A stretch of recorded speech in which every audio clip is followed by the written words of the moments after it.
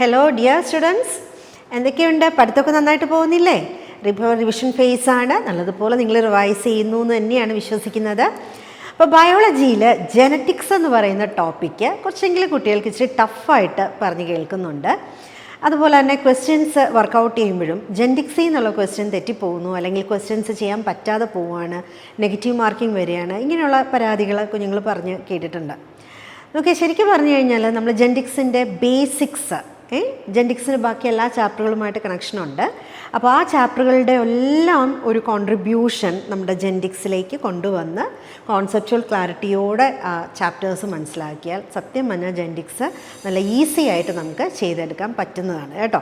അപ്പോൾ ടീച്ചറിന്നൊരു കാര്യം ചെയ്യാം, കുറച്ച് ക്വസ്റ്റ്യൻസ് പ്രീവിയസ് ഇയേഴ്സിൽ ചോദിച്ച ജെനറ്റിക്സിൽ നിന്ന് ചോദിച്ച കുറച്ച് ക്വസ്റ്റ്യൻസ് ഡിസ്കസ് ചെയ്യാം. അപ്പോൾ നിങ്ങൾക്ക് തന്നെ മനസ്സിലാവുമ്പോൾ ഇത് ഇത്രയേ ഉള്ളൂ, ഇങ്ങനെ ചിന്തിച്ചാൽ മതി, ഇത് നമ്മളിങ്ങനെ ചിന്തിച്ചിട്ടില്ലല്ലോ ക്വസ്റ്റ്യൻസ് ചെയ്യുമ്പോൾ, ഇത് നിങ്ങൾക്ക് തന്നെ ബോധ്യമാവും കേട്ടോ. അപ്പോൾ ആദ്യത്തെ ക്വസ്റ്റ്യൻ നോക്കിയാൽ ഇത് നീറ്റ് 2020 ചോദിച്ച ഒരു ക്വസ്റ്റ്യനാണ്, ജെനറ്റിക്സ് 1 എന്നുള്ളതാണ്. In a dihybrid cross between 2 heterozygotes, what proportion of offspring will be homozygous for both genes? അപ്പോൾ ക്വസ്റ്റ്യനിൽ തന്നിരിക്കുന്ന ഡേറ്റ എന്ന് പറയുന്നത് ഡൈഹൈബ്രിഡ് ക്രോസിനെ പറ്റിയാണ്. അപ്പോൾ സെൽഫിങ് ഓഫ് ഡൈഹൈബ്രിഡ്സ് അല്ലേ, അതായത് 2 ജീനുകളുണ്ട് ഡൈഹൈബ്രിഡ്, അപ്പോൾ 2 ജീനും ഹെട്രോസൈഗസ് ആണ്. അപ്പോൾ അതിൻ്റെ സെൽഫിങ് നടത്തുമ്പോൾ F2-ൽ 16 ഇൻഡിവിജ്വൽസ് കിട്ടും. അങ്ങനെയുള്ള തിയറിയൊക്കെ നമുക്ക് ഉറപ്പായിട്ട് അറിയണം, എന്നാലേ ഈ ക്വസ്റ്റ്യൻ ചെയ്യാൻ പറ്റുള്ളൂ കേട്ടോ. തിയറി ക്ലിയർ ആയിരിക്കണം. സോ ഔട്ട് ഓഫ് 16 ഇൻഡിവിജ്വൽസ് എത്ര ഓസ്പ്രിങ്സിനാണ് ഈ 2 ജീനും ഹോമോസൈഗസ് ആയിട്ട് വരുന്നത്? അപ്പോൾ 2 ജീനും ഹോമോസൈഗസ് എന്ന് പറയുമ്പോൾ പോസിബിലിറ്റീസ് എന്തൊക്കെയാണ്?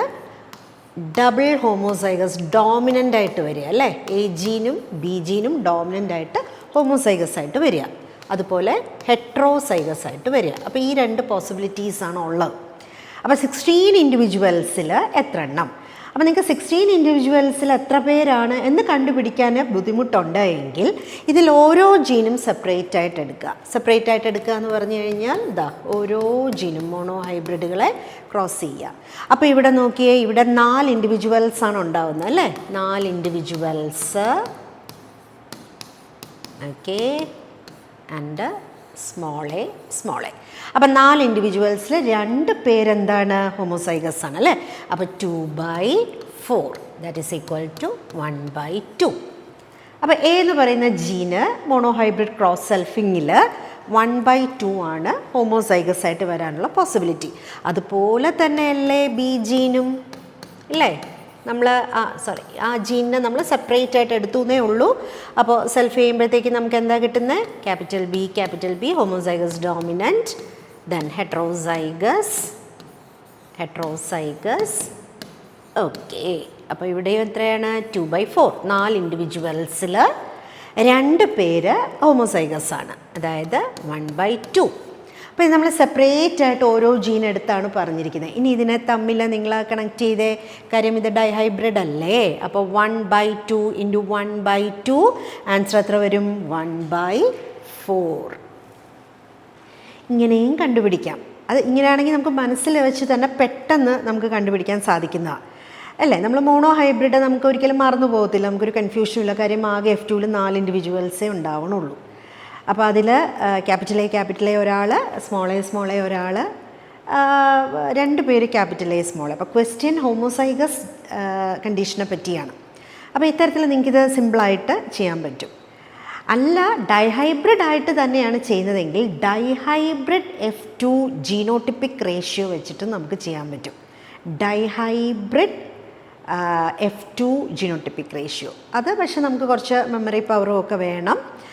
പക്ഷെ എന്നാലും അത് നമുക്ക് കുറേ ട്രൈ ചെയ്ത് കഴിഞ്ഞാൽ, അതായത് കുറേ പ്രാവശ്യം നമ്മൾ ഇത്തരത്തിലുള്ള ക്വസ്റ്റ്യൻസ് ചെയ്ത് കഴിഞ്ഞാൽ നമുക്കിതിലേക്ക് വരാവുന്നതേ ഉള്ളൂ. അതും കൂടെ ടീച്ചർ ഒന്ന് കാണിച്ചു തരാവേ. ഇതാണ് പക്ഷേ ഏറ്റവും സിമ്പിളായിട്ടുള്ള മെത്തേഡ് എന്ന് പറയുന്നത്. ആൻസർ 1/4 വരും.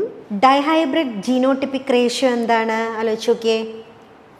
1:2:2:4:2:1:1 അല്ലേ. Total 16 individuals. അപ്പോൾ 16 ഇൻഡിവിജ്വൽസ് 1, 2, 3, 4, 5, 6, 7, 8, 9 9 ടൈപ്സ് ഓഫ് ജീനോടൈപ്സിലാണ് ഉള്ളത്.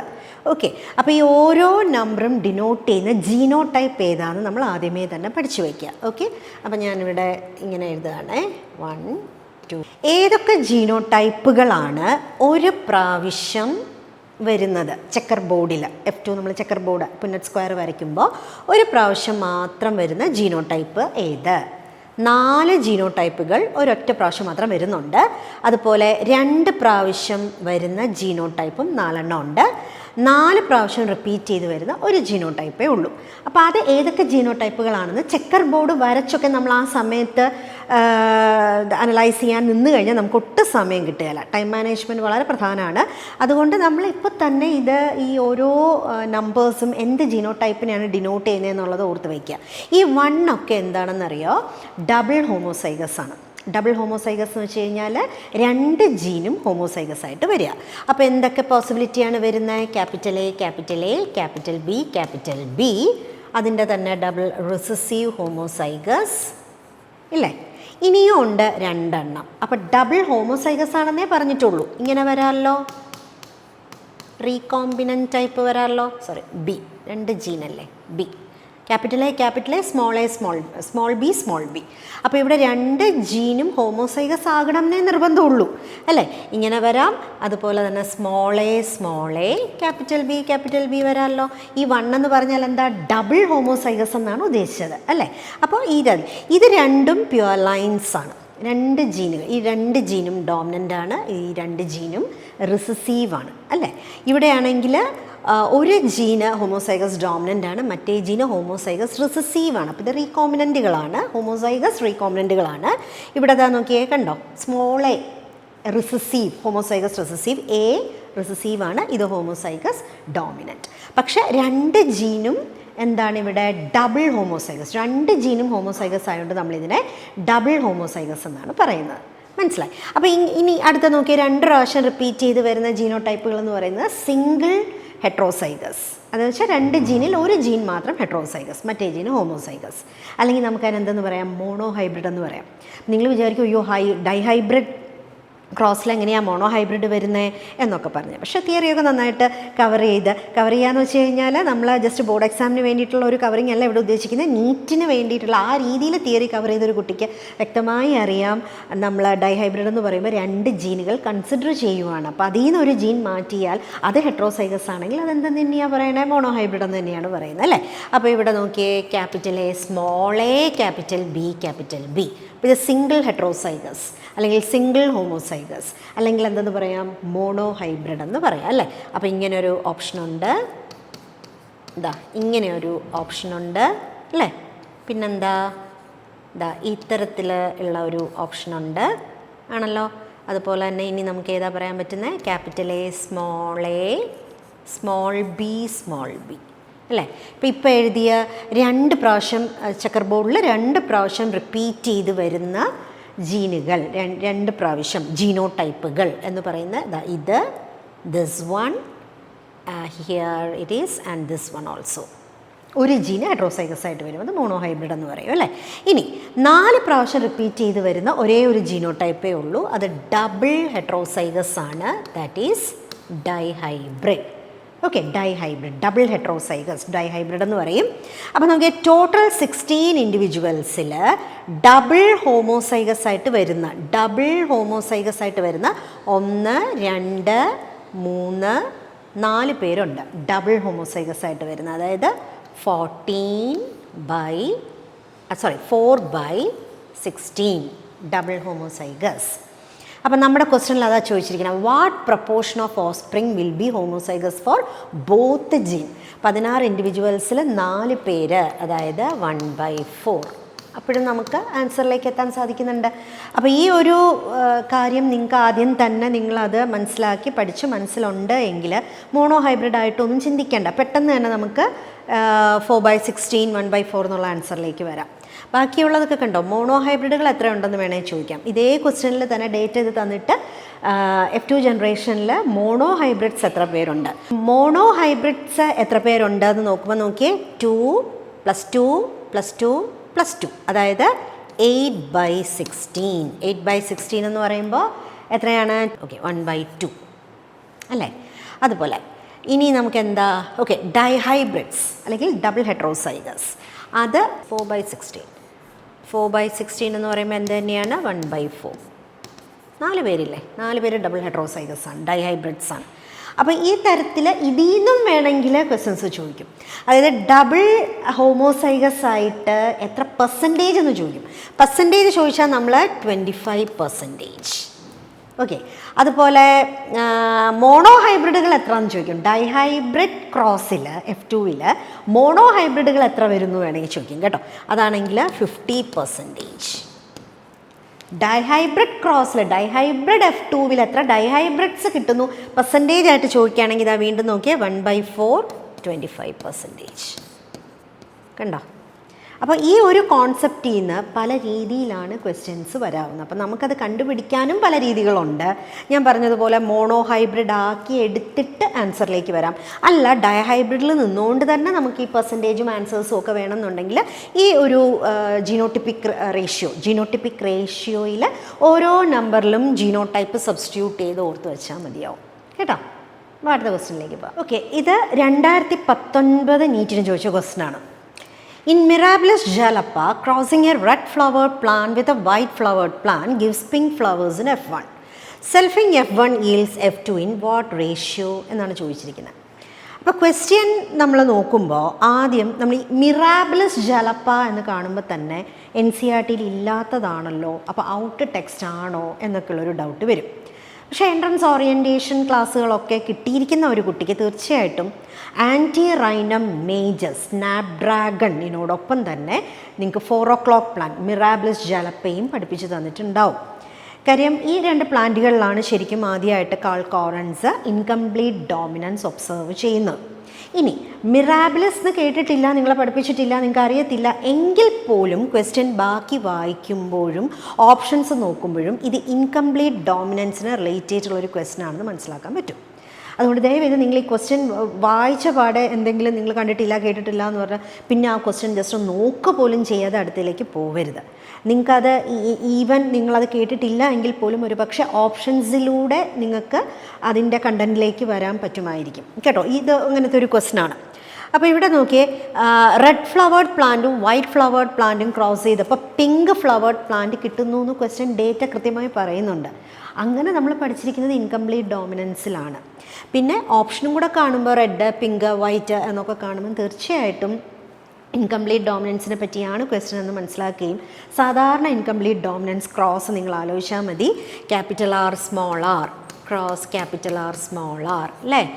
1 red is to 2 pink is to 1 what white flowered plant. So 1 is to 2 is to 1. That is 1 red 2 pink and 1 white.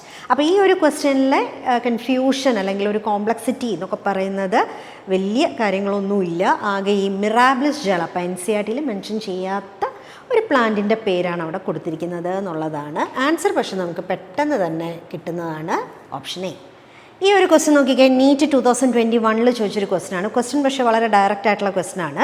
ഇവിടെ നമ്മൾ സമയം സേവ് ചെയ്യുന്ന ഒരു രീതിയാണ് നമുക്കിവിടെ മനസ്സിലാക്കേണ്ടത്. അല്ലാതെ നമ്മൾ കേട്ടിട്ടില്ലാത്ത വേർഡ്സോ പഠിച്ചിട്ടില്ലാത്ത കാര്യങ്ങളോ ടെക്സ്റ്റിനകത്ത് ഇല്ലാത്ത കാര്യങ്ങളോ ഒന്നുമില്ല. ആപ്ലിക്കേഷൻ ലെവൽ പോലും അല്ല, ഡയറക്റ്റ് ക്വസ്റ്റ്യനാണ്. പക്ഷേ നമ്മളിതിപ്പോൾ ക്രോസ് ചെയ്തുകൊണ്ടിരുന്നു കഴിഞ്ഞാൽ നമുക്ക് സമയം പോവും. ഇവിടെ നോക്കിയാൽ A woman with blood group A Maris a man with blood group B. They have a child with blood group O. What are the possible genotypes of the parents എന്നുള്ളതാണ്. അപ്പോൾ നമ്മൾ ഓപ്ഷൻ നോക്കുമ്പോഴത്തേക്കും IA ക്രോസ് IB ഡോമിനൻ്റ് അലീലുകൾ, recessive allele ഇവിടെ small I ആണ്. അപ്പോൾ നമ്മൾ അത് ഒത്തിരി സമയം അതിന് കളയരുത്. കാരണം നമുക്ക് വേറെ സമയം കൂടുതൽ വേണ്ടിയിട്ടുള്ള ക്വസ്റ്റ്യൻസ് ബയോളജിയിൽ തന്നെയുണ്ട്. അപ്പോൾ ഇത്തരത്തിലുള്ള ക്വസ്റ്റ്യൻസ് നമ്മൾ പെട്ടെന്ന് ആൻസറിലേക്ക് എത്തുന്നത് എങ്ങനെയാണെന്ന് വെച്ച് കഴിഞ്ഞാൽ അച്ഛനും അമ്മയും ബ്ലഡ് ഗ്രൂപ്പ് കൊടുത്തിട്ടുണ്ട്. കുഞ്ഞിൻ്റെ ബ്ലഡ് ഗ്രൂപ്പ് O ആണ്. O ബ്ലഡ് ഗ്രൂപ്പിൻ്റെ ജീനോടൈപ്പ് ഹോമോസൈഗസ് റിസസീവ് ആയിരിക്കുമല്ലോ. അപ്പോൾ ഹോമോസൈഗസ് റിസസീവ് എന്ന് പറയുമ്പോൾ ഈ ഒരു അലീൽ അച്ഛൻ്റേതും ഈ ഒരു അലീൽ അമ്മയുടേതും ആയിരിക്കണമല്ലോ. അപ്പോൾ അച്ഛൻ്റെയും അമ്മയുടെയും ജീനോടൈപ്പിൽ ഒരു I വേണം അല്ലേ. അപ്പോൾ ദാ അങ്ങനെ ഒരു ഓപ്ഷൻ ഏതേ ഉള്ളൂ, B ഓപ്ഷനേ ഉള്ളൂ. A ഗ്രൂപ്പ് ഹെട്രോസൈഗസ് A ആണ്, ഹെട്രോസൈഗസ് B ആണ്. അപ്പോൾ അച്ഛൻ്റെ സ്മോൾ ഐയും അമ്മയുടെ സ്മോൾ ഐയും ഒരുമിക്കുമ്പോൾ കുഞ്ഞിൻ്റെ O ഗ്രൂപ്പായി. അപ്പോൾ നമുക്ക് വളരെ പെട്ടെന്ന് തന്നെ B ഓപ്ഷനിലേക്ക് വരാൻ പറ്റും. അപ്പോൾ ഇത്തരത്തിൽ നമുക്ക് സമയം സേവ് ചെയ്യാൻ പറ്റുന്ന ക്വസ്റ്റ്യൻസ് ആണ് ഇതുപോലത്തെ ക്വസ്റ്റ്യൻസ്. നീറ്റ് 2018 ചോദിച്ചൊരു ക്വസ്റ്റ്യനാണിത്. In a test cross if 20% recombination is observed between 2 linked genes, the distance between them is. അപ്പോൾ ഈ ഒരു ക്വസ്റ്റ്യൻ കാണുമ്പോഴും പെട്ടെന്ന് നമുക്ക് NCERT ഇല്ലാത്തതാണല്ലോ എന്ന് തോന്നും. കാര്യം ഇവിടെ റീകോമ്പിനേഷൻ ഫ്രീക്വൻസി വെച്ചിട്ട് ജീനുകളുടെ ഡിസ്റ്റൻസ് കണ്ടുപിടിക്കാനുള്ള അത്രയും ഡയറക്റ്റ് ആയിട്ടുള്ള ഒരു ഡേറ്റ ടെക്സ്റ്റിനകത്ത് കൊടുത്തിട്ടില്ല. പക്ഷെ നിർബന്ധമായും നമ്മൾ അത്തരത്തിൽ പഠിക്കണം. നമുക്ക് പഠിപ്പിക്കുമ്പോൾ എൻട്രൻസ് ഓറിയൻറ്റഡ് ക്ലാസ്സുകളിൽ പഠിപ്പിക്കുമ്പോൾ ഈ തരത്തിലായിരിക്കും നിങ്ങൾക്ക് ക്ലാസ് കിട്ടിയിരിക്കുന്നത്. അപ്പോൾ അവിടെ നോക്കിയേ, 2 ജീനുകൾ തമ്മിലുള്ള റീകോമ്പിനേഷൻ ഫ്രീക്വൻസി. ഇപ്പോൾ ലിങ്ക്ഡ് ജീൻ എന്ന് പറഞ്ഞാൽ ഒരു ക്രോമസോമിലിരിക്കുന്ന 2 ജീൻ എന്നാണ്. ഒരു ക്രോമസോമിലിരിക്കുന്ന ജീനുകൾ തമ്മിൽ ലിങ്കേജ് ഉണ്ട്, അറിയാലോ. ലിങ്കേജിൻ്റെ ഇൻറ്റൻസിറ്റിക്ക് വ്യത്യാസം ഉണ്ടാവും. അപ്പോൾ ഒത്തിരി അകന്ന ജീനുകളാണ് എങ്കിൽ അവർ തമ്മിലുള്ള ലിങ്കേജ് കുറവായിരിക്കും, റീകോമ്പിനേഷൻ കൂടുതലായിരിക്കും, റീകോമ്പിനേഷൻ ഫ്രീക്വൻസി കൂടുതലായിരിക്കും. എന്നാൽ ഒരു ക്രോമസോമിലെ 2 ജീനുകൾ വളരെ അടുത്തടുത്താണ് എന്നുണ്ടെങ്കിൽ അവർ തമ്മിലുള്ള ലിങ്കേജ് കൂടുതലായിരിക്കും. അതുപോലെ തന്നെ റീകോമ്പിനേഷനും കുറവായിരിക്കും, റീകോമ്പിനേഷൻ ഫ്രീക്വൻസിയും എന്തായിരിക്കും, കുറവായിരിക്കും അല്ലേ. അപ്പോൾ ആ ഒരു ഐഡിയയിൽ നിന്നാണ് ശരിക്കും നമുക്ക് ഇങ്ങനെ ഒരു ക്വസ്റ്റ്യൻ ചെയ്യേണ്ടതായിട്ടുള്ളത്. അപ്പോൾ ഇവിടെ നോക്കിയത് ശരിക്കും പറഞ്ഞാൽ ഡയറക്റ്റ് ക്വസ്റ്റ്യൻ ആണ്. 2 ലിങ്ക്ഡ് ജീനുകൾ തമ്മിലുള്ള റീകോമ്പിനേഷൻ ഫ്രീക്വൻസി ആയിട്ട് തന്നെ അവർ തന്നിട്ടുണ്ട് 20%. അപ്പോൾ 2 ജീനുകൾ തമ്മിലുള്ള റീകോമ്പിനേഷൻ ഫ്രീക്വൻസി 20% ആണെങ്കിൽ അത് തന്നെ നമ്മൾ ഡിസ്റ്റൻസ് ആയിട്ട് എടുക്കണം. ആ ഒരു മാഗ്നിറ്റ്യൂഡ് ഡിസ്റ്റൻസ് ആക്കി എടുത്ത് ഡിസ്റ്റൻസിൻ്റെ യൂണിറ്റ് സെൻറ്റിമോർഗൻ അല്ലെങ്കിൽ മാപ്പ് യൂണിറ്റ് എന്ന് പറയും. അപ്പോൾ അത് നമ്മൾ നിർബന്ധമായി, ഇപ്പോൾ ടെക്സ്റ്റിനകത്ത് അങ്ങനെ ഡയറക്റ്റായിട്ട് എഴുതിയിട്ടില്ല എന്ന് കരുതി നമുക്കൊരിക്കലും ഔട്ട് ടു ടെക്സ്റ്റ് എന്ന് പറയാൻ പറ്റില്ല. ബിക്കോസ് അതിനകത്ത് ടെക്സ്റ്റിനകത്ത് ലിങ്കേജ് എന്താന്ന് പറയുന്നുണ്ട്, റീകോമ്പിനേഷൻ എന്താന്ന് പറയുന്നുണ്ട്. അപ്പോൾ അതിൽ നിന്ന് നമ്മൾ അത് ഉപയോഗിച്ച് മാപ്പ് യൂണിറ്റുകൾ അല്ലെങ്കിൽ ഡിസ്റ്റൻസ് ബിറ്റ്വീൻ ദ ജീൻസ് നമ്മൾ കണ്ടുപിടിക്കുന്നു എന്നുള്ള പോയിന്റ് മെൻഷൻ ചെയ്തിട്ടുണ്ട്. അപ്പോൾ തീർച്ചയായിട്ടും അത് കണ്ടുപിടിക്കേണ്ട ഒരു മെത്തേഡും നമ്മൾ അറിയണം. പക്ഷേ ഇതിപ്പോൾ ഡയറക്റ്റ് ക്വസ്റ്റ്യൻ ആണ്, നമുക്ക് 20 സെൻറ്റിമോർഗനിലേക്ക് പെട്ടെന്ന് തന്നെ ആൻസറിലേക്ക് വരാം. പക്ഷേ ചില ക്വസ്റ്റ്യൻസിൽ ഒരു റീകോമ്പിനേഷൻ ഫ്രീക്വൻസി ആയിട്ടായിരിക്കില്ല കൊടുത്തിരിക്കുന്നത്. ഇപ്പോൾ ടെസ്റ്റ് ക്രോസ് നടത്തുമ്പോൾ കിട്ടുന്ന റിസൾട്ട്സിൽ ടോട്ടൽ നമ്പർ ഓഫ് ഇൻഡിവിജ്വൽസ് ഇത്ര കിട്ടി, അതിൽ ഇത്രയും ആൾക്കാർ റീകോമ്പിനൻസ് ആണ് എന്ന് മാത്രം പറയും. എന്നിട്ട് ഈ 2 ജീനുകൾ തമ്മിലുള്ള ഡിസ്റ്റൻസ് എന്താണെന്ന് ചോദിക്കും. അങ്ങനെയാണെങ്കിൽ ആ number of recombinants by total number of individuals produced in the particular cross into 100 ചെയ്ത് നമ്മൾ ഈ ഫ്രീക്വൻസി കണ്ടുപിടിച്ചിട്ട് വേണം അതിനെ മാപ്പ് യൂണിറ്റ് ആക്കി എടുക്കാനായിട്ട്. അങ്ങനെയുള്ള ക്വസ്റ്റ്യൻസും നീറ്റിന് ചോദിച്ചിട്ടുണ്ട് കേട്ടോ. ഓക്കെ, 2017 നീറ്റിൽ ചോദിച്ച ക്വസ്റ്റ്യൻ ആണ്, if A DNA molecule has 20% adenine, what is the percentage of cytosine? കുറച്ച് സിമ്പിൾ ക്വസ്റ്റ്യൻ ആണ്. നിങ്ങൾ ഇത്തരത്തിലുള്ള ക്വസ്റ്റ്യൻസ് ഒത്തിരി ചെയ്തിട്ടുണ്ടാവും. ഇത് ശരിക്കും പറഞ്ഞു കഴിഞ്ഞാൽ വളരെ സിമ്പിളുമാണ് കേട്ടോ. ചാർഗ്രാഫ് റൂൾ വെച്ചാണ് നമ്മൾ ചെയ്യേണ്ടത്. പക്ഷേ ഇക്വേഷനൊക്കെ എഴുതി ചെയ്യേണ്ട കാര്യമില്ല. ഒരു ഡബിൾ സ്റ്റാൻഡേർഡ് DNA മോളിക്യൂളിൽ 20% അഡിനീൻ ഉണ്ട് എങ്കിൽ അത്ര തന്നെ തൈമീനും ഉണ്ടാവും. അപ്പോൾ അഡിനീനും തൈമീനും കൂടെ എത്രയായി? 40% ആയി അല്ലേ. അഡിനീനും തൈമീനും കൂടെ 40% ആയി. ബാക്കി ഇനി എത്രയുള്ളത്? 60% ആണ്. അപ്പോൾ 60% ആരൊക്കെ ചേർന്നായിരിക്കും വരുന്നത്? ഗ്വാനിനും സൈറ്റോസിനും ആണല്ലോ. അപ്പോൾ ഇവിടെ ചോദിച്ചിരിക്കുന്ന സൈറ്റോസിൻ്റെ മാത്രം എമൗണ്ടാണ്. അപ്പോൾ എത്ര വരും? ഗ്വാനിനും സൈറ്റോസിനും കൂടെ 60% ആണെങ്കിൽ സൈറ്റോസിൻ മാത്രം 30%. ബി ഓപ്ഷൻ അല്ലേ.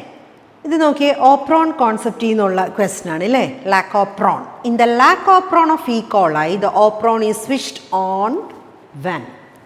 2016 നീറ്റിലെ ക്വസ്റ്റ്യൻ ആണ്.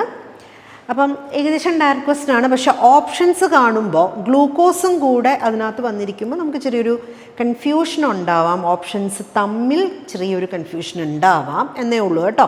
അല്ലാതെ ശരിക്കും പറഞ്ഞാൽ നല്ലോണം ട്രെയിൻ ചെയ്തൊരു കുട്ടിയാണ് എങ്കിൽ ഉറപ്പായിട്ട് ഇത് കറക്റ്റായിട്ട് പെട്ടെന്ന് തന്നെ കണ്ടുപിടിക്കാൻ പറ്റും. ഓപ്രോൺ സ്വിച്ച് ഓൺ ആകണമെങ്കിൽ അല്ലെങ്കിൽ ലാക്കോപ്രോൺ ആക്ടിവേറ്റഡ് ആകണമെങ്കിൽ എന്താണ് വേണ്ടതെന്നാണ്? Glucose and lactose both are present. അപ്പോൾ കുട്ടികൾക്ക് വരുന്നൊരു കൺഫ്യൂഷൻ, ഇവിടെ ഗ്ലൂക്കോസ് ഒക്കെ ഉണ്ട്, ലാക്ടോസ് ഉണ്ടല്ലോ എന്നുള്ളൊരു കാര്യം വരും. കൾച്ചർ മീഡിയത്തിൽ lactose ഉണ്ടെങ്കിലാണ് lac operon switch on ആകേണ്ടത്. Question അവർ ചോദിച്ചിരിക്കുന്നത് അത് തന്നെയാണ്. പക്ഷേ ലാക്ടോസിൻ്റെ കൂടെ ഗ്ലൂക്കോസ് ഉണ്ട് എങ്കിൽ തീർച്ചയായിട്ടും ഗ്ലൂക്കോസിനോടുള്ള അഫിനിറ്റി ആയിരിക്കും സെല്ലുകൾക്ക്, ബാക്ടീരിയൽ സെല്ലുകൾക്കുള്ളത്. ബാക്ടീരിയൽ സെല്ലല്ല, ഏത് സെല്ലാണെങ്കിലും glucose is a primary respiratory substrate. അപ്പോൾ അവൈലബിൾ ഷുഗറായിട്ട് ഗ്ലൂക്കോസ് ഉണ്ടെങ്കിൽ അതേ എടുക്കും. ഗ്ലൂക്കോസ് എടുക്കുകയാണെങ്കിൽ ലാക്ക് ഓപ്പറോൺ സ്വിച്ച് ഓൺ ആവേണ്ട കാര്യമില്ല അല്ലേ. അടുത്ത നോക്കിയേ, lactose is present. Okay, lactose ഉണ്ട്, അപ്പോൾ സ്വിച്ച് ഓൺ ആവേണ്ടതാണ്. പക്ഷേ ഗ്ലൂക്കോസ് ഇല്ല, തീർച്ചയായിട്ടും അതിന് ലാക്ക് ഓപ്പറോൺ സ്വിച്ച് ഓൺ ആക്കിയാലേ പറ്റുള്ളൂ. അപ്പോൾ അതായിരിക്കും ആൻസർ. ബാക്കി നോക്കാം. ലാക്ടോസ് ആബ്സെൻ്റ് എന്ന് പറയുമ്പോൾ പിന്നെ ആ ഓപ്ഷൻ അവിടെ വെച്ച് തന്നെ നമുക്ക് കളയാം. Both glucose and lactose absent. Lactose absent ആണ് എങ്കിൽ നമുക്കത് കളയാം. പക്ഷെ ശ്രദ്ധിക്കണം, അതിൻ്റെ ഐസോമറായ അല്ലോ ലാക്ടോസ് എന്ന ഓപ്ഷനിൽ പറയരുത്. ഇപ്പം ലാക്ടോസ് അല്ല, അല്ലോ ലാക്ടോസ് ആണ് ഉള്ളതെങ്കിലും ലാക്ക് ഓപ്പറോൺ എന്താകും, സ്വിച്ച് ഓൺ. അപ്പോൾ ഇതുപോലുള്ള മൈനർ ഡീറ്റെയിൽസ് നമ്മുടെ മനസ്സിൽ വെച്ചിട്ട് വേണം ഇതിൻ്റെ ആൻസറിലേക്ക് വരാനായിട്ട്. അപ്പോൾ ആൻസർ ഏതാണ്? B option. ക്ലിയർ? ഈ ഒരു ക്വസ്റ്റ്യൻ നോക്കിക്കേ. പണ്ട് എയിംസ് ഒക്കെ ഉണ്ടായിരുന്ന, എയിംസ് AIPMT ഒക്കെ ഉണ്ടായിരുന്ന കാലത്തുള്ള ഒരു ക്വസ്റ്റ്യനാണ്. എയിംസ് 2015 വന്നൊരു ക്വസ്റ്റ്യനാണ്. A tRNA molecule has an anticodon. Anticodon, ശ്രദ്ധിക്കുക, 3' UAC 5' which amino acid will it carry? അപ്പോൾ ഇവർ തന്നിരിക്കുന്ന tRNAയിലുള്ള ആൻറ്റികോഡോൺ ആണ്. ആൻറ്റികോഡോൺ എന്ന് പറയുമ്പോൾ നമ്മൾ റീഡ് ചെയ്യുന്നത് 3' 5' ഡയറക്ഷനിൽ ഇല്ലേ. അപ്പോൾ ഇതിൻ്റെ കോഡോൺ ഏതാണെന്ന് ആദ്യം കണ്ടുപിടിക്കണം. ആ കോഡോൺ കോഡ് ചെയ്യുന്ന അമിനോ ആസിഡ് വേണം പറയാൻ. അല്ലാതെ UAC എന്ന് കണ്ടിട്ട് അതിനെ കോഡോൺ ആണെന്ന് തെറ്റിദ്ധരിച്ച് ആ കോഡോൺ കോഡ് ചെയ്യുന്ന അമിനോ ആസിഡ് ആൻസറായിട്ട് എഴുതരുത്. ആ അമിനോ ആസിഡ് എന്തായാലും ഓപ്ഷനിൽ ഉണ്ടാവും, അത് എഴുതരുത്. അപ്പോൾ നമുക്കിവിടെ ഇതിൻ്റെ ഇതിപ്പോൾ ആൻറ്റികോഡോണാണ് കൊടുത്തിരിക്കുന്നത്, ഇതിൻ്റെ കോഡോൺ ആണ് നമുക്ക് വേണ്ടത്. കോഡോൺ എന്ന് പറയുമ്പോൾ ആൻറ്റി പാരലൽ ആയിരിക്കും ആൻറ്റികോഡോണിന്. സോ 5' യുവിന് കോംപ്ലിമെൻ്ററി എക്ക് കോംപ്ലിമെൻ്ററി U, സിക്ക് complementary G. AUG codon. AUG codon codes for, it is a initiator codon അല്ലേ. അപ്പോൾ അതുകൊണ്ട് നമുക്ക് എളുപ്പമാണ്. AUG codon codes for methionine. Okay, അപ്പോൾ ഇവിടെയും നമുക്ക് തിയറി ക്ലിയർ ആണെങ്കിൽ ഒരു കുഴപ്പമില്ല, നമുക്ക് കൃത്യമായിട്ട് കിട്ടിക്കോളും, പ്രശ്നമില്ല. തിയറിയിൽ നമ്മൾ എന്തെങ്കിലും ബാക്കിലോട്ട് നിൽക്കുകയാണെങ്കിൽ മാത്രമേ ഈ ക്വസ്റ്റ്യനൊക്കെ നമുക്ക് തെറ്റിപ്പോകത്തുള്ളൂ. ഇനി ഇവിടെ AUG കോഡോൺ ആയതുകൊണ്ട് പെട്ടെന്ന് മെത്തിയോണൈൻ എന്ന് എഴുതാൻ പറ്റി. പക്ഷേ വേറെ എന്തെങ്കിലും കോഡോൺ ആണ് നമുക്ക് വരുന്നതെങ്കിൽ ആ ചെക്കർ ബോർഡിൽ 64 കോഡോൺസ് ഉണ്ട്, അതിൽ 3 ഒക്കെ മാറ്റി വെക്കാം, ബാക്കി 61 കോഡോൺസ് ഉണ്ട്. ഈ 61 കോഡോൺസും കോഡ് ചെയ്യുന്ന അമിനോ ആസിഡുകളെ കണ്ടുപിടിക്കുക അല്ലെങ്കിൽ അത് ഓർത്തിരിക്കുക എന്ന് പറഞ്ഞാൽ കുറച്ച് ബുദ്ധിമുട്ടുള്ളൊരു കാര്യമാണ്. പക്ഷേ അത് പഠിച്ച് വയ്ക്കുന്നതാണ് സേഫ്. പ്രത്യേകിച്ച് ഇപ്പോഴത്തെ 2026 നമ്മൾ നീറ്റ് പരീക്ഷയ്ക്കൊക്കെ പോകുമ്പോഴത്തേക്കും തീർച്ചയായിട്ടും നമ്മൾ ആ ഒരു ലെവൽ ഓഫ് ഡിഫിക്കൽട്ടി നമ്മൾ എക്സ്പെക്റ്റ് ചെയ്യണം. അതുകൊണ്ട് കഴിയുന്ന അത്രയ്ക്ക് ആ ചെക്കർ ബോർഡിലെ കോഡോണുകളും അത് കോഡ് ചെയ്യുന്ന അമിനോ ആസിഡുകളെയും പഠിച്ചിട്ട് പോകാൻ ശ്രമിക്കുക. ഓക്കെ, ഈ ഒരു ക്വസ്റ്റ്യൻ നീറ്റ് 2022 വന്നതാണ്. ആ വർഷമൊക്കെയുള്ള ക്വസ്റ്റ്യൻ പാറ്റേൺ, ക്വസ്റ്റ്യൻ ചോദിക്കുന്ന ഒരു രീതി എന്ന് പറഞ്ഞാൽ ഭയങ്കര സിമ്പിളും ഭയങ്കര ഡയറക്റ്റ് ക്വസ്റ്റ്യൻസും ആയിരുന്നു. അത് ജസ്റ്റ് ഒന്ന് നിങ്ങളെ അറിയിക്കാൻ വേണ്ടി മാത്രം ഞാൻ ഈ ക്വസ്റ്റ്യൻ ചൂസ് ചെയ്തതാണ്. During transcription in prokaryotes the RNA polymerase binds to which region of DNA? Very direct question, very simple question അല്ലേ. അതായത് പ്രോകാരിയോട്സ് ആയിരുന്നാലും യൂകാരിയോട്സ് ആയിരുന്നാലും നമ്മൾ ട്രാൻസ്ക്രിപ്ഷൻ യൂണിറ്റ് എടുക്കുമ്പോഴത്തേക്കും RNA polymerase എൻസൈം ആണല്ലോ ട്രാൻസ്ക്രിപ്ഷൻ നടത്തുന്നത്. അപ്പോൾ അത് വന്നിട്ട് ട്രാൻസ്ക്രിപ്ഷൻ യൂണിറ്റിലെ പ്രൊമോട്ടർ സീക്വൻസിലാണ് എന്ത് ചെയ്യുന്നത്, ബൈൻഡ് ചെയ്യുന്നത്. നമുക്ക് എന്താ പറയുക, തിയറി അറിഞ്ഞിരുന്നാൽ മതി, വലിയ ആപ്ലിക്കേഷൻ ലെവൽ തിങ്കിങ്ങോ കാര്യങ്ങളോ ഒന്നും വേണ്ട. അപ്പോൾ ആ വർഷമൊക്കെ എന്ന് പറഞ്ഞു കഴിഞ്ഞാൽ ഓൾമോസ്റ്റ് എല്ലാ ക്വസ്റ്റ്യൻസും ബയോളജിയിൽ ആ ഒരു ലെവലിൽ കീപ്പ് ചെയ്ത് പോയിരുന്ന അത്രയും സിമ്പിളായിട്ടുള്ള ക്വസ്റ്റ്യൻസ് ആയിരുന്നു. 2024 എനിക്ക് തോന്നുന്നു ഒരു 99.9% ക്വസ്റ്റ്യൻസും ആ ഒരു ലെവലിൽ തന്നെയാണ് പോയിരുന്നത്. പക്ഷേ 2025 വന്നപ്പോഴത്തേക്കും അതെല്ലാം മാറി. 2026 നമ്മൾ അത് തന്നെയാണ് എക്സ്പെക്റ്റ് ചെയ്യേണ്ടത്. ബട്ട് കുറച്ചൊക്കെയും ക്വസ്റ്റ്യൻസ് ഈ ഒരു ലെവലിലും കാണും കേട്ടോ, ഡയറക്റ്റ് ക്വസ്റ്റ്യൻസും കാണും. അപ്പോൾ നമ്മൾ ഭയങ്കര ആപ്ലിക്കേഷൻ ലെവലിലൊക്കെ ചിന്തിച്ചിട്ട് അത് പ്രാക്ടീസ് ചെയ്ത് പോകുമ്പോൾ ഇത്തരത്തിലുള്ള വളരെ സിമ്പിളായിട്ടുള്ള ക്വസ്റ്റ്യൻസ് കാണുമ്പോഴും കൺഫ്യൂഷൻ ഇല്ലാതെ അല്ലെങ്കിൽ അശ്രദ്ധ കൊണ്ട് തെറ്റിക്കാതെ കറക്റ്റ് ആൻസറിലേക്ക് വരണം. പ്രൊമോട്ടർ എന്നുള്ളിടത്തൊക്കെ ഓപ്പറേറ്റർ എന്നൊക്കെ എന്തെങ്കിലും ചിന്തിച്ചിട്ട് പെട്ടെന്ന് സ്പീഡിലൊക്കെ നമ്മൾ എഴുതി വെച്ചാൽ മാർക്ക് കയ്യിൽ നിന്ന് പോവും. അപ്പോൾ ഇത് ടൈപ്പ് ഓഫ് ക്വസ്റ്റ്യൻ, ഏത് ഡിഫിക്കൽട്ടി ലെവലാണെങ്കിലും ശ്രദ്ധ വേണം എന്നുള്ളത് പ്രധാനമാണ്. ഓക്കെ, ഇത് 2015 AIPMT എക്സാമിന് ചോദിച്ച ക്വസ്റ്റ്യൻ ആണ്. In human sickle cell anaemia occurs due to substitution of. Sickle cell അനീമിയയുടെ ഡിസ്ക്രിപ്ഷനും അതുപോലെ തന്നെ ഡയഗ്രവും ജീൻ മ്യൂട്ടേഷൻ, കോഡോണിൽ വരുന്ന ചേഞ്ച്, ഹീമോഗ്ലോബിനിലെ ബീറ്റ ചെയിനിൽ വരുന്ന സബ്സ്റ്റിറ്റ്യൂഷൻ, ഇതെല്ലാം ഡയഗ്രാം ആയിട്ട് കൊടുത്തിട്ടുണ്ട്. അപ്പോൾ ഡയഗ്രാം റിലേറ്റഡ് ആയിട്ട് അവർക്ക് പലതരത്തിൽ ക്വസ്റ്റ്യൻസ് ചോദിക്കാം. ഇതിപ്പോൾ ഏകദേശം ഒരു ഡയറക്റ്റ് ക്വസ്റ്റ്യൻ ആണ്, പക്ഷേ തിയറി ഒരുപാട് കാര്യങ്ങൾ നമ്മൾ അറിയണം, ഇത് തെറ്റാതെ എഴുതണം എന്നുണ്ടെങ്കിൽ. ഇവിടെ നോക്കിയേ, valine by glutamic acid at 6th position of beta chain. Beta chain, haemoglobin മോളിക്യൂളിന് ആൽഫ ചെയിനും ബീറ്റ ചെയിനും ഒക്കെ ഉണ്ട്, നിങ്ങൾക്കറിയാം. ആ ബീറ്റ ചെയിനിലാണ് ശരിക്കും ചേഞ്ച് വരുന്നത്. അത് പക്ഷേ വലൈൻ ബൈ ഗ്ലൂട്ടാമിക് ആസിഡ് അല്ല, glutamic acid by valine at the 6th position of beta chain. ഈ 6th പൊസിഷൻ എന്നുള്ളത് മറ്റ് ഓപ്ഷൻസിൽ മറ്റൊരു പൊസിഷൻ കൊടുത്ത് നിങ്ങളെ വേണമെങ്കിൽ തെറ്റിക്കാം. ഇതുപോലെ valine by glutamic acid by valine അങ്ങനെ പറയുമ്പോഴും ഒരുപക്ഷെ തെറ്റിപ്പോകാം. ബീറ്റ ചെയിനും ആൽഫ ചെയിനും കൂടെ മാറിപ്പോകാം.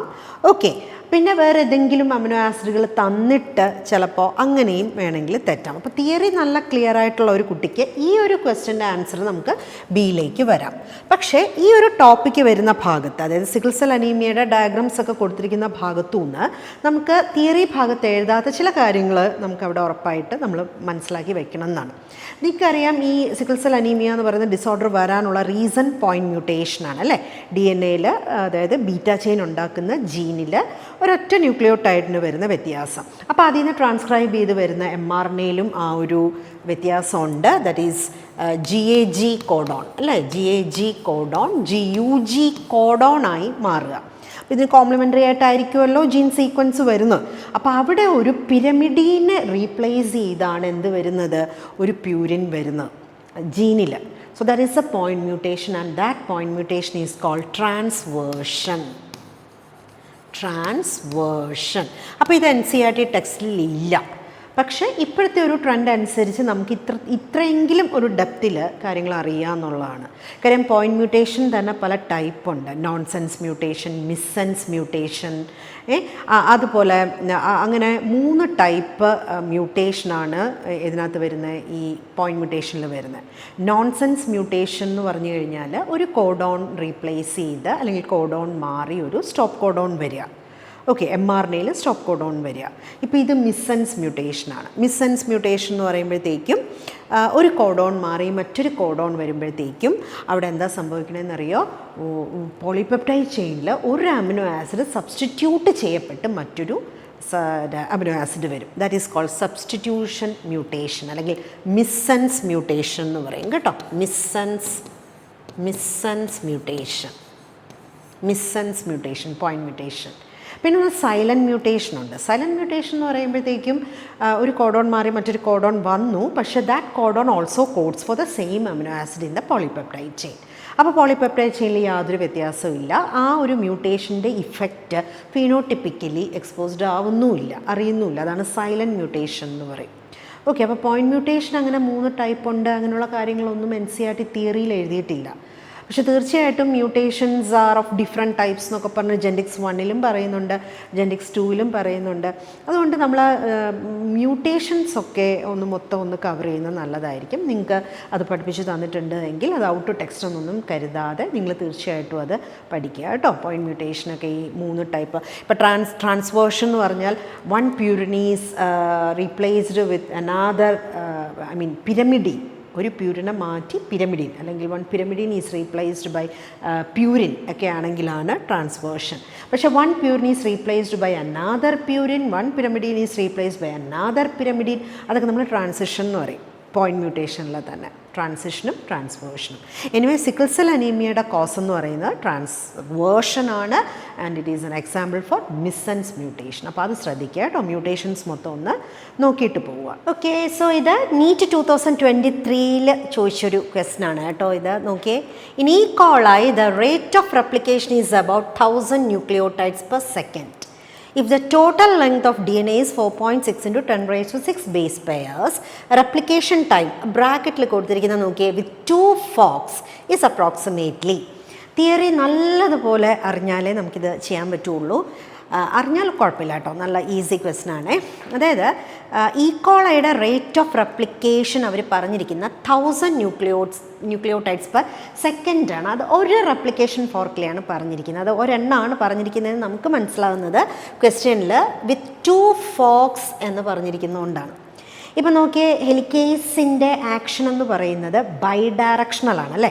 ഓറയിൽ നിന്ന് ഓറയിൽ റെപ്ലിക്കേഷൻ സ്റ്റാർട്ട് ചെയ്ത് രണ്ട് വശത്തേക്കുമാണ് ഈ പറയുന്ന റെപ്ലിക്കേഷൻ പ്രൊസീഡ് ചെയ്ത് പോകുന്നത്. ബൈ ഡയറക്ഷണൽ ആയതുകൊണ്ട് നമ്മൾ ടോട്ടൽ സമയം എടുക്കുമ്പോൾ 2 റെപ്ലിക്കേഷൻ ഫോർക്കിൻ്റെയും എടുക്കണം. അപ്പോൾ ഈ പറഞ്ഞിരിക്കുന്നത് 1000 ന്യൂക്ലിയോടൈഡ്സ് പെർ സെക്കൻഡ് എന്ന് പറഞ്ഞിരിക്കുന്ന ഒരു റെപ്ലിക്കേഷൻ ഫോർക്കിൻ്റെയാണ്. അപ്പോൾ ഇഫക്റ്റീവ് റേറ്റ് എന്ന് പറയുമ്പോഴത്തേക്കും നമ്മൾ 2 × 2000 ബേസ് പെയേഴ്സ് അല്ലെങ്കിൽ ന്യൂക്ലിയോടൈഡ്സ് പെർ സെക്കൻഡാണ് നമ്മൾ പറയേണ്ടത് ഇഫക്റ്റീവ് റേറ്റ് എന്ന് പറയുമ്പോൾ. ഇനി ടോട്ടൽ ലെങ്ത് എത്രയാണ്? 4.6 × 10⁻⁶ ബേസ് പെയേഴ്സാണ് total length of E coli DNA വരുന്നത് ആണല്ലോ. അവിടെ ഒരു ഓറയാണ്, പ്രൊക്യാരിയോട്ടാണ്. അപ്പോൾ ഒരു ഓറയാണ്. ഈ ഒരു ഓറയിൽ നിന്നാണ് ബൈഡയറക്ഷണൽ റെപ്ലിക്കേഷൻ നടക്കുന്നത്. അതുകൊണ്ടാണ് നമ്മൾ 2 റെപ്ലിക്കേഷൻ ഫോർക്കിലെയും റെപ്ലിക്കേഷൻ എടുക്കുന്ന സമയം നമ്മൾ ഇഫക്റ്റീവ് റേറ്റ് ആയിട്ട് എടുത്തിരിക്കുന്നത് അല്ലേ. അപ്പോൾ നമുക്ക് കണ്ടുപിടിക്കേണ്ടത് if the total length of DNA is that much, replication ടൈമാണ് നമ്മൾ കണ്ടുപിടിക്കേണ്ടത്. അപ്പോൾ ടോട്ടൽ ലെങ്ത് എന്ന് പറയുന്നത് എത്രയാ അല്ലേ? 4.6 × 10⁻⁶ base pairs. Effective rate of replication എത്രയാണ്? 2000 ബേസ് പെയേഴ്സ് പെർ സെക്കൻഡ്. അങ്ങനെയാണെങ്കിൽ നിങ്ങൾ ഡിവൈഡ് ചെയ്ത് നോക്കിയാൽ പെട്ടെന്ന് ഡിവൈഡ് ചെയ്യാൻ പറ്റുന്ന കാര്യമാണല്ലോ അല്ലേ. That is 2300 second.